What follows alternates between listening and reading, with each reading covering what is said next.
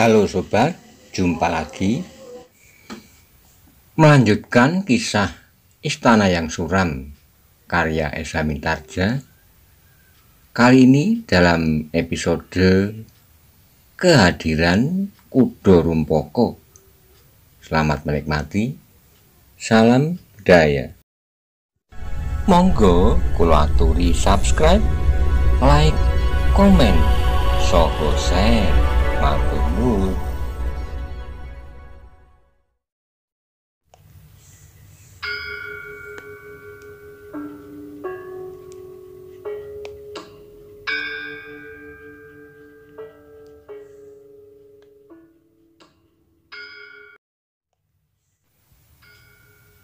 Kiai Sekar Pucang adalah salah seorang yang ikut serta merebut Mojopahit dari Prabu Brawijaya. Tetapi ternyata ia tidak mampu mempertahankan pusat pemerintahan yang sudah direbutnya bersama pasukan Kediri itu dari serangan balasan yang dilakukan oleh Demak di bawah pimpinan langsung Raden Patah. Pasukan yang telah berhasil menduduki pusat pemerintahan Mojopahit itu pun segera terusir dan Raden Patah berhasil menyelamatkan tanda-tanda kebesaran Majapahit dan dibawanya ke Demak. Jadi, siapakah Sekar Pucang yang sebenarnya? Sekar Pucang, ia adalah Sekar Pucang. Ki Buyut termangu-mangu sejenak, namun tiba-tiba ia bertanya, "Dan siapakah kau sebenarnya?" Ki Dangalit mengerutkan keningnya, kemudian sambil tersenyum ia menjawab, "Aku adalah Ki Dangalit, seorang anak yang bertualang tanpa asal-usul dan tujuan. Aku sudah mendengar 1000 kali jawaban yang demikian." Ki Buyut meragukan. "Ya?" Ki Dangalit tertawa, katanya kemudian, "Sudahlah Ki Buyut, jangan hiraukan aku. Aku adalah orang yang merantau dan kini telah berhasil menyelamatkan Kasdu di sini. Tapi ingat, hal ini adalah rahasia. Jika ternyata ketiga orang kelak mengetahui bahwa Kasdu tidak menjadi lumpuh, buta, dan tuli, maka tentu ada salah seorang dari kita yang berada di ruangan ini yang berkhianat. Akibatnya dapat dibayangkan. Orang-orang beracun itu akan mudah marah dan akan bertebaranlah anak-anak muda yang mengalami nasib serupa Kasdu. Sebelum aku sembuhkan, dan aku akan segera lari dari perdukuhan ini, karena aku tidak mau mengalami nasib yang lebih buruk lagi dari kalian, tanpa berusaha untuk mengobati siapapun juga di antara kalian yang mengalami bencana itu." Ki Buyut mengangguk-angguk, katanya, "Kami semuanya sudah mendengar keteranganmu, Ki Dangalit. Kami akan berbuat seperti yang kau kehendaki, karena kami tidak mau melihat korban semakin banyak lagi. Terima kasih Ki Buyut. Selama ini biarlah Kasdu berada di sini. Ia harus dirawat seperti seorang yang lumpuh, buta, tuli, dan bisu. Bagaimana dengan orang tuanya? Orang tuanya tidak boleh mengetahui keadaan yang sebenarnya. Biarlah untuk sementara orang tuanya menganggap bahwa Kasdu memang lumpuh, buta, tuli, dan bisu. Mereka akan menderita, dan apakah jawabku jika Kasdu diminta orang tuanya? Biarlah ia di sini dan biarlah orang tuanya menderita untuk sementara waktu." Ki Buyut termenung sejenak, namun kemudian ia mengangguk-angguk sambil berkata, "Baiklah Ki Dangalit, Kasdu akan kami rawat di sini. Ia akan kami anggap sebagai seorang yang lumpuh, buta, tuli, dan bisu. Aku berharap bahwa Kasdu sendiri akan dapat membantu sehingga pelayan dan keluargaku yang lain tidak mengetahui keadaan yang sebenarnya." Kemudian katanya, "Kau mendengar sendiri Kasdu, bukankah kau sudah dapat mendengar?" Ki Dangalit berpaling kepada Kasdu yang terbaring diam. Kasdu mengangguk kecil, katanya, "Aku mendengar pembicaraan kalian. Bagus. Terhadap orang lain kau harus berpura-pura buta, bisu, tuli, dan lumpuh. Kau mengerti? Apakah aku harus memejamkan mataku Tidak perlu. Mata itu dapat saja terbuka tetapi kau tidak melihat apapun juga. Hati-hatilah. Semuanya itu untuk kepentinganmu sendiri. Jika kau lengah, maka ketiga orang itu akan datang dan barangkali mereka akan membunuhmu saat itu juga. Baiklah, berkata Kasdu, lalu aku mengucapkan terima kasih kepadamu, Kidang Alit. Lupakanlah. Tetapi kau harus menjaga dirimu baik-baik. Kau akan baik kembali dalam waktu yang agak lama. 3 atau 4 bulan, dan aku berharap bahwa kau akan dapat pulih kembali. Kasdu menarik napas dalam-dalam sehingga masih saja dicekam berbagai macam perasaan cemas, ngeri, gelisah, dan campur baurnya. Perasaan takut.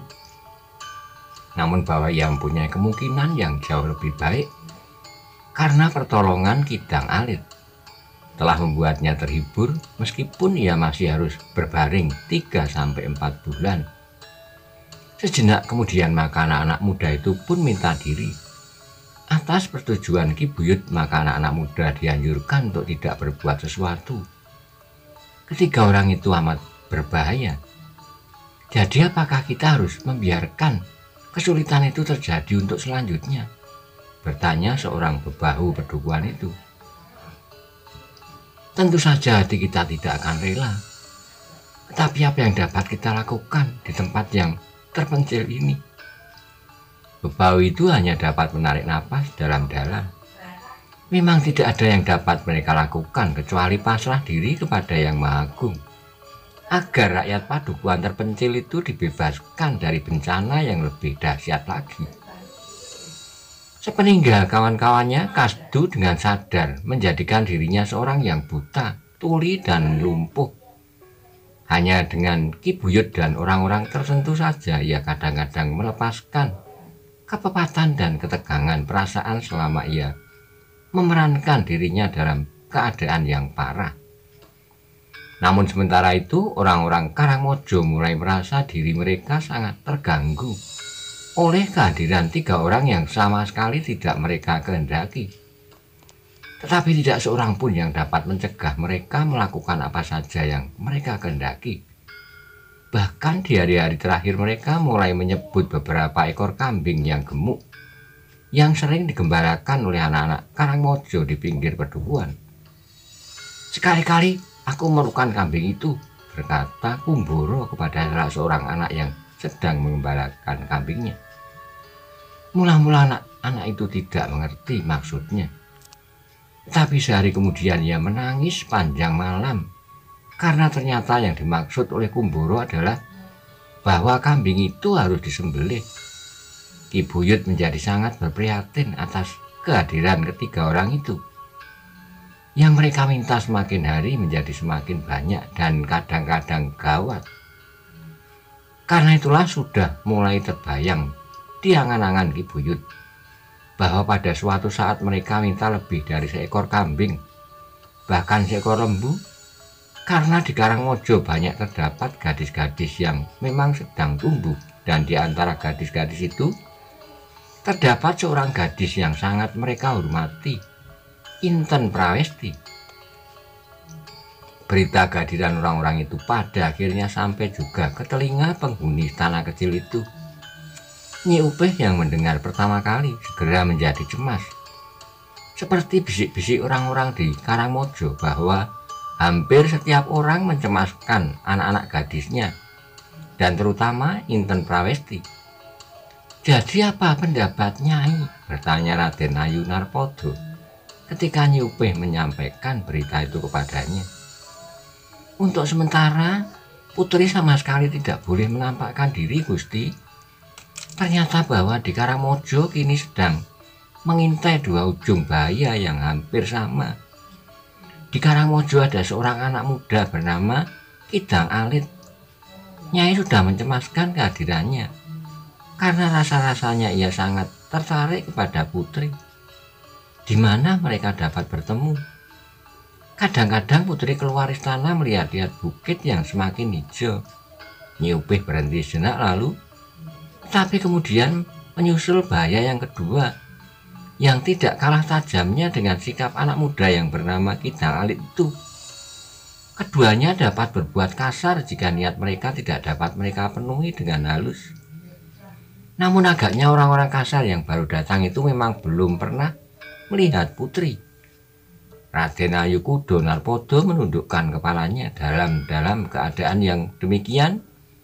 Perasaannya bagaikan terbang menyusuri masa-masa lampaunya. Selagi suaminya masih ada di sampingnya, suaminya adalah seorang senopati yang mumpuni.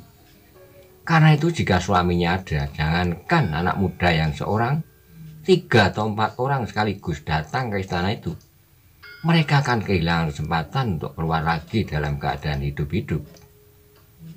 Tetapi suaminya kini sudah tidak dapat diharapkannya lagi. Pangeran Kudo Narpodo pergi untuk saat yang tidak dapat diperkirakan. Bahkan mungkin tidak akan dapat kembali lagi kepadanya dan kepada anak gadisnya. Setitik air menggenang di pelupuk mata putri bangsawan itu.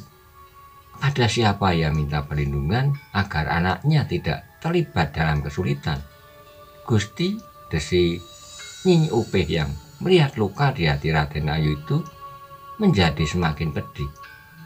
Kita masih mempunyai pelindung yang paling berkuasa atas siapapun juga. Raden Ayu mengangkat wajahnya dengan ragu-ragu. Ia bertanya, siapa Nyai?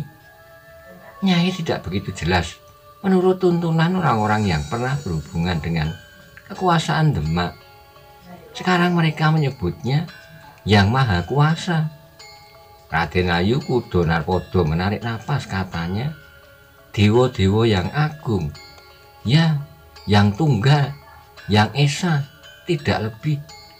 Raden Ayu itu menundukkan kepalanya lagi, tetapi ia pun mencoba untuk pasrah diri pada kekuasaan Yang Maha Kuasa itu.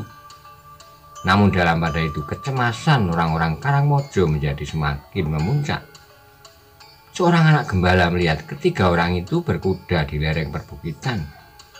Tapi kemudian mereka berhenti dan memandang istana yang kecil itu dari arah belakang untuk waktu yang lama. Apakah yang mereka lakukan? Bertanya seorang anak muda kepada gembala itu.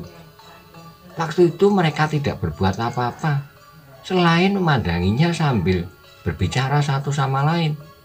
Apa yang mereka bicarakan? Tentu aku tidak mendengarnya. Aku berada di tempat yang agak jauh. Aku tidak berani memandang mereka terlampau lama. Jika tangannya itu menyentuh pipiku, aku akan menjadi lumpuh seperti kasdu. Lumpuh, buta, tuli dan bisu. Mengerikan sekali. Anak muda itu menarik napas dalam-dalam, tapi ia merasa wajib menyampaikan kepada Ki Buyut. Berita kecil itu cukup membuat Ki Buyut menjadi semakin bingung. Karena itu, maka ia pun segera memanggil Kidang Alit, seorang anak muda yang dianggapnya memiliki banyak kelebihan dari anak-anak muda Karangmojo sendiri. Mengerikan sekali, desis Ki Buyut. Aku tidak tahu apakah kehadiran ketiga orang itu justru karena mereka tertarik kepada istana kecil itu. Mula-mula mereka tentu menyangka bahwa di istana kecil itu ada harta, kekayaan yang tidak ternilai. Tetapi pada suatu saat mereka tentu akan melihat daya tarik yang lain. Putri itu, desis Kidang Alit, ya, dan banyak kemungkinan dapat terjadi atas gadis itu. Kidang Alit mengerutkan keningnya. Terbayang wajah putri yang cantik di halaman istana kecil itu, gadis yang sudah agak lama tidak dilihatnya. Pamongnya itulah yang gila, desis Kidang Alit. Namun kemudian, tetapi ada juga baiknya untuk sementara gadis itu bersembunyi. Mengapa dengan pamomongnya? Bertanya Ki Buyut. Tidak apa-apa, maksudku pamongnya harus lebih hati-hati. Tetapi apakah daya mereka? Istana itu dihuni hanya oleh 3 orang dan semuanya perempuan. Apakah kalau ada seorang laki-laki di dalam rumah itu, maka gadis itu akan dapat diselamatkan dari ketiga iblis yang gila itu? Ki Buyut menarik napas dalam-dalam. Katanya, Kidang Alit, Agaknya kau bukan sekedar perantau, tapi kau tentu seorang petualang yang senang mengalami peristiwa-peristiwa yang dahsyat dan keras. Ternyata dengan persiapan yang kau bawa, kau mempunyai obat yang dapat menghentikan kerja racun yang ganas. Dan tidak mustahil kau menyembunyikan senjata di rumah janda itu. Aku memang mempunyai senjata, Ki Buyut. Tetapi dalam keadaan serupa ini, maka senjataku itu harus aku sembunyikan. Jika ketiga orang itu melihat aku mempunyai senjata, maka umurku akan menjadi sangat pendek. Ki Buyut mengangguk-angguk. Ia menyadari bahwa Ki Danghalit seorang diri tidak akan dapat berbuat apa-apa. Sedangkan anak-anak muda Karangmojo sama sekali tidak dapat diharapkan untuk membantunya menghadapi ketiga orang yang ganas itu. Jadi apa yang dapat kita lakukan?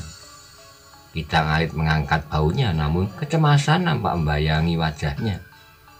Untuk sementara kita hanya dapat mengamatinya saja, desis Ki Danghalit. Apakah pada saat lain kau melihat pemecahan? Sekarang belum, Ki Buyut. Tetapi kita tidak boleh diam sampai di sini. Kita akan berusaha meskipun kita tidak tahu apakah yang harus kita lakukan.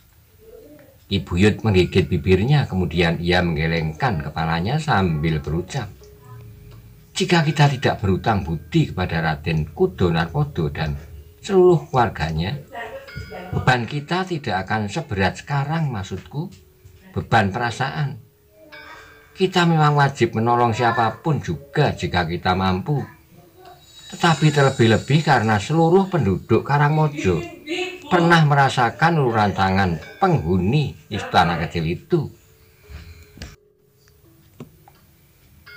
Ki Danghalit mengangguk-angguk, katanya, aku belum pernah merasa berutang budi, tapi aku pun merasa wajib menolongnya. Ki Buyut, biarlah untuk sementara anak-anak mengawasinya. Mengapa anak-anak? Mereka tidak akan mencurigai anak-anak kecil yang sedang menggembalakan ternak di pinggir pedukuhan atau di lereng-lereng bukit-bukit. Tetapi apakah yang dapat dilakukan oleh anak-anak itu? Mereka hanya melihat-lihat apa yang dilakukan oleh ketiganya. Dan kita menyuruh anak-anak itu menggembalakan di lereng bukit di belakang istana kecil itu. Jangan ada perubahan apapun yang dilakukan oleh anak-anak itu sehari-hari. Setiap perubahan keadaan tentu tidak akan lepas dari pengamatan ketiga iblis itu. Biarlah anak-anak menggembalakan seperti biasanya, yang bermain-main dengan seruling meskipun iramanya tidak tepat. Biarlah mereka bermain-main seperti biasanya. Kita tidak usah berpesan apa-apa kepada mereka. Lalu, setiap kali kita bertanya apakah mereka melihat ketiga orang itu. Bukankah tanpa kita pesan anak-anak itu merasa wajib ikut mengawasi ketiga orang itu? Ternyata salah seorang dari mereka telah memberitahukan kepada kita bahwa tiga orang itu sedang mengamati istana kecil itu dari kejauhan. Ki Buyut mengangguk-angguk. Ia sadar bahwa anak-anak masih belum mampu membuat pertimbangan-pertimbangan sebaik-baiknya. Sehingga jika mereka menyadari bahwa mereka harus mengawasi orang-orang itu, maka mereka akan melakukan perbuatan yang aneh-aneh yang justru akan dapat menimbulkan kecurigaan. Atau sebaliknya, justru anak-anak itu akan menjadi ketakutan. Agaknya memang baru itulah yang dapat kita lakukan, berkata Ki Buyut kemudian. Dan pesan kepada Nyi Upih bahwa mereka yang tinggal di istana itu harus semakin berhati-hati, sambung Ki Danghalit. Namun ternyata bahwa pesan yang kemudian sampai ke telinga Nyi Upih saat-saat ia pergi ke pedukuhan membuat perempuan itu menjadi cemas. Tetapi seperti biasanya, ia tidak mau membuat Gusti dan momongannya menjadi bertambah gelisah. Sehingga karena itu kecemasannya ditahankannya di dalam hatinya sendiri. Tapi seperti peristiwa beruntun yang tidak dapat dimengerti. Selagi istana kecil itu dicekam oleh ketakutan, sekali lagi pedukuhan Karangmojo dikejutkan oleh kehadiran dua orang berkuda yang tidak mereka kenal. Selagi orang-orang Karangmojo sibuk bekerja di sawah, Tiba-tiba saja seorang anak muda berlari-lari mendapatkan kawannya sambil bertanya, "Kau melihat debu yang mengepul itu?" "Dua orang berkuda," desis kawannya. Anak muda yang berlari-lari itu menganggukkan kepalanya. "Apalagi yang akan terjadi di pedukuhan yang kecil ini? Kita harus memberitahukan Ki Buyut. Terlambat, kuda-kuda itu akan segera masuki pedukuhan." Keduanya termangu-mangu, namun mereka sempat melihat dua orang penumpang kuda itu. Ketika kuda itu mendekati pedukuhan Karangmojo, maka keduanya mengurangi kecepatan. Bahkan kemudian mereka berhenti sejenak sambil mengamati gerbang pedukuhan. Ternyata bukan hanya kedua anak muda itu saja yang terpaku melihat kedua penumpang kuda itu. Beberapa orang yang lain yang sedang bekerja di sawah pun telah terpaku pula. Dengan dada yang berdebar-debar, mereka melihat dua orang berkuda di atas dua ekor kuda yang tegar. Yang seekor berwarna kelabu kehitam-hitaman, yang lain berwarna merah sawo. Kedua anak muda yang memperlihatkan kedua penunggang kuda berdesis, "Hei, lihat, pakaian mereka seperti pakaian Kudo Narpodo pada saat pangeran datang." Ya, jika demikian agaknya keduanya adalah bangsawan-bangsawan yang lain, jauh berbeda dengan orang-orang kasar yang telah berada di pedukuhan itu. Namun tiba-tiba yang seorang menyaut, "Tetapi apakah keduanya tidak akan masuk ke dalam sarang 3 ekor serigala yang paling ganas?" Ketiga orang itu tidak menghendaki kehadiran kedua bangsawan itu, maka tentu akan terjadi benturan-benturan di antara mereka. Yang lain tidak menyaut, ia memandang dengan tajamnya kepada kedua penunggang kuda yang sejenak kemudian telah memasuki pedukuhan. Seperti saat-saat kedatangan ketiga orang-orang kasar itu, maka kedua orang bangsawan itu pun berhenti di ujung pedukuhan dan bertanya kepada orang tua, "Kisanak, maaf, apakah Kisanak dapat menunjukkan rumah Ki Buyut? Maksudku Ki Buyut Karangmojo. Bukankah ini padukuhan Karangmojo?" "Oh, tentu, tuan-tuan. Tetapi siapakah tuan-tuan ini?" Kedua orang yang masih berada di atas punggung kuda itu tersenyum. Yang seorang yang masih muda menyaut, "Kami adalah petualang-petualang yang tersesat sampai ke tempat ini." Tetapi orang tua itu menjawab, "Tuan tidak tersesat, ini memang kedukuhan Karangmojo." "Terima kasih, Kisanak," penunggang kuda yang separuh baya itu menyaut. Orang tua itu pun menunjukkan ke arah untuk sampai ke rumah Ki Buyut Karangmojo. "Jalanlah terus, tuan, jalan ini menuju ke rumah Ki Buyut." Orang tua itu tertegun sejenak lalu, tetapi, ia menjadi ragu-ragu untuk meneruskan. "Ada apa Kisanak?" bertanya penunggang kuda yang sudah separuh baya. "Maaf tuan-tuan, aku tidak dapat mengatakannya." Kedua penunggang kuda itu termangu-mangu, nampak sesuatu bergejolak di hatinya. "Sebaiknya katakan saja Kisanak," desis yang masih muda.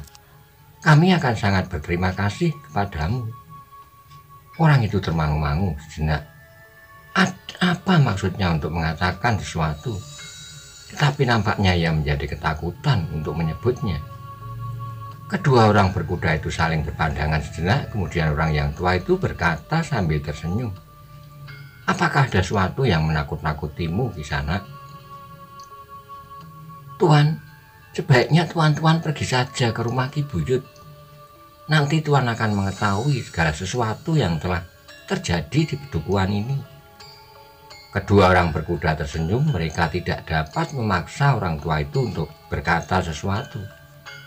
Karena itu maka yang muda pun menyaut, "Baiklah Kisanak, kami akan pergi ke rumah Ki Buyut. Berhati-hatilah tuan." Penunggang kuda yang muda tertawa katanya, "Aku sudah menempuh perjalanan beratus-ratus bahkan beribu tonggak. Tetapi baiklah, aku akan sangat berhati-hati di sisa perjalanan ini. Hanya tinggal beberapa puluh langkah ini." Orang tua itu tidak berkata apapun lagi. Ia memandang saja kedua penunggang kuda yang meninggalkannya sambil melambaikan tangannya. Namun sejenak kemudian penunggang kuda yang muda itu pun berkata, "Paman, agaknya memang ada sesuatu yang terjadi di padukuhan ini. Mungkin kita memang harus berhati-hati." "Ya, Ngger," orang tua itu tentu berkata, "sebenarnya. Mudah-mudahan kita akan dapat mengatasi semua kesulitan yang akan terjadi." Yang muda tersenyum katanya, "Kita tidak boleh bimbang, kita sudah mulai melangkahkan kaki kita mendapat kepercayaan yang besar dari tugas ini." Yang tua tersenyum katanya, "Aku yakin akan kemampuan anak Mas. Mudah-mudahan pula aku dapat membantu sebaik-baiknya seperti yang diharapkan." Keduanya terdiam di hadapan mereka nampak regol halaman yang agak lebih besar dan regol-regol yang lain. Itulah rumah Ki Buyut. Regolnya nampak lebih besar dan halamannya cukup luas seperti yang dikatakan oleh orang tua itu, berkata yang tua. "Agaknya memang regol itu regol halaman rumah Ki Buyut, Paman. Kita sudah sampai dengan selamat. Tetapi bukan berarti kita tidak harus tetap waspada. Mungkin bahaya yang dimaksud berada di dalam halaman itu, atau mungkin setiap saat setelah kita berada di sini." Yang tua tidak menjawab, namun nampak wajahnya menjadi agak tegang. Alisnya berkerut dan dengan sungguh-sungguh ia berkata, "Semuanya mungkin terjadi, anak Mas." Keduanya pun berdiam ketika mereka berada di regol halaman. Untuk saat keduanya termangu-mangu, mereka melihat beberapa anak-anak muda di halaman yang terkejut melihat kehadirannya. "Apakah kita akan langsung masuk?" bertanya yang muda. "Agaknya demikian, anak Mas. Anak-anak muda itu tentu tidak berbahaya bagi kita, asal kita bersikap baik pada mereka." Keduanya kemudian masuki halaman rumah Ki Buyut. Meskipun nampaknya keduanya tenang-tenang saja, namun keduanya tidak lepas dari kewaspadaan. Ki Buyut yang sudah diberitahu bahwa ada 2 orang tamu memasuki regol halaman dengan tergopoh-gopoh menyongsongnya. Menurut wujud lahiriahnya, tamu-tamu kali ini jauh berbeda dengan 3 orang yang berkuda yang telah masuk ke padukuhan itu dan bahkan telah menyakiti Kasdu. Kedua penunggang kuda itu pun kemudian melompat turun ketika mereka melihat beberapa orang menyongsongnya. Ki Buyut yang berjalan paling depan mendekati kedua orang itu sambil berkata, "Aku adalah Buyut di Karangmojo. Maaf tuan-tuan, kami di padukuhan ini belum pernah melihat tuan berdua. Perkenankanlah sebelum kami mempersilahkan tuan-tuan naik ke pendopo, kami ingin bertanya siapakah tuan berdua." Kedua penunggang kuda itu saling berpandangan sejenak. Terasa adanya kecurigaan pada Ki Buyut itu, sehingga dengan demikian keduanya menjadi semakin yakin bahwa pernah terjadi sesuatu di padukuhan ini. Yang muda dari kedua orang berkuda itu pun kemudian mengangguk hormat sambil menjawab, "Maaf Ki Buyut, mungkin kedatangan kami agak mengejutkan Ki Buyut. Jika Ki Buyut ingin mengetahui siapakah kami berdua, maka kami akan memperkenalkan diri. Kami berdua datang dari jauh. Kami adalah keluarga Istana Demak." "Oh," Ki Buyut mengangguk hormat. Menilik pakaiannya, ia memang sudah menduga. "Namaku Kudo Rumpoko." "Kudo Rumpoko," ulang Ki Buyut. Namun orang yang berkuda yang tua itu menyaut, "Raden Kudo Rumpoko." "Oh, maaf Raden, jadi nama lengkap Raden adalah Raden Kudo Rumpoko." "Demikianlah," anak muda itu tersenyum lalu, "dan kawanku ini adalah Paman Surawilogo." "Raden Surawilogo," ulang Ki Buyut. "Sebutlah Panji Surawilogo," sebut anak muda yang bernama Raden Kudo Rumpoko itu. "Panji Surawilogo," Ki Buyut mengucapkannya lagi di luar sadarnya. Lalu seperti orang terbangun ia bertanya kepada serta merta, "Jadi Raden keduanya adalah bangsawan dari Demak?" Raden Kudo Rumpoko tersenyum pula, jawabnya, "Begitulah, aku adalah saudara sepupu Sultan di Demak sekarang." "Oh, maafkan kami Raden." Kami sama sekali tidak mengetahui, meskipun seharusnya menilik pakaian dan kelengkapan Raden, kami harus sudah menduga bahwa Raden berdua datang dari pusat kerajaan. Raden Kudorumpoko masih tersenyum saja, katanya, kau tidak bersalah sama sekali. Meskipun kami dari Istana Demak, tetapi bukan untuk menakut-nakuti orang-orang pedesaan. Kami datang sebagai orang biasa. Di sini Ki Buyut adalah orang yang paling berkuasa. Kami adalah tamu-tamu Ki Buyut, sehingga kami pun harus menyesuaikan diri. Karena kami sadar bahwa Pedukuhan Karangmojo, kami berada di bawah kekuasaan Ki Buyut. Ki Buyut menarik napas dalam-dalam sejenak. Ia mandang wajah kedua orang bangsawan itu, katanya dalam hati. Agaknya bangsawan-bangsawan ini rendah hati seperti Raden Kudonarpodo. Selagi Ki Buyut termangu-mangu, maka Raden Kudorupoko bertanya, Ki Buyut, apakah Ki Buyut dapat menerima kedatanganku setelah Ki Buyut tahu serba sedikit tentang aku dan Paman Surawilogo? Lagi Ki Buyut seperti tersentak dan dari tidurnya. Tentu Raden. Marilah, aku persilahkan Raden berdua naik ke pendopo. Tapi Raden Kudorupoko menggelengkan kepalanya, katanya, terima kasih Ki Buyut, sebaiknya aku tidak usah naik. Jika Ki Buyut tidak berkeberatan, aku berada di padukuhan ini, maka aku pun tidak akan segera melanjutkan perjalananku. Aku tidak mengerti, Raden. Ki Buyut menjadi bingung. Maksudku, akhir dari perjalananku berdua, aku akan menghadap Bibi Kudonarpodo.